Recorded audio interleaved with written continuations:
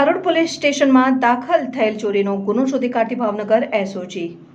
ભાવનગર રેન્જના આઈજીપી શ્રી ગૌતમ પરમાર સાહેબ તથા ભાવનગર જિલ્લાના પોલીસ અધિક્ષક શ્રી ડોક્ટર હર્ષદ પટેલ સાહેબનાઓએ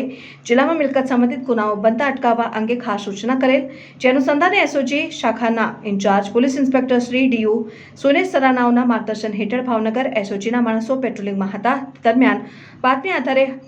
હકીકત મળેલ કે મેઘાણી સર્કલ લચુભાઈ કાંઠિયાવાડાની દુકાન પાસે રોડ ઉપર વિશાલભાઈ ઉર્ફે કાનો, દિનેશભાઈ વાજા ઉંમર વર્ષ 29, ધંધો મજૂરી કામ, રહેઠાણ પોપટનગર, મહાદેવ મંદિર પાસે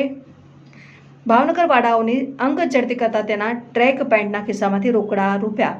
2900 સાથે મળી આવેલ સદર પૈસા બાબતે કોઈ સંતોષકારક જવાબ નહીં આપતા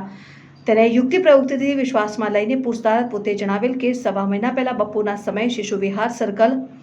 અલકરમ સ્ક્વેર કોમ્પ્લેક્સમાં ખોડિયાર ઓટો રિપેરિંગ નામની દુકાન આવેલ છે. તે દુકાનમાંથી રોકડા રૂપિયા 2200ની ચોરી કરેલાનું જણાવેલ, પોતે ચોરી કરેલ હોવાનું જણાવેલ. સદર ગુનાના અંગે તપાસ કરતા ઘોઘારોડ પોલીસ સ્ટેશન ખાતે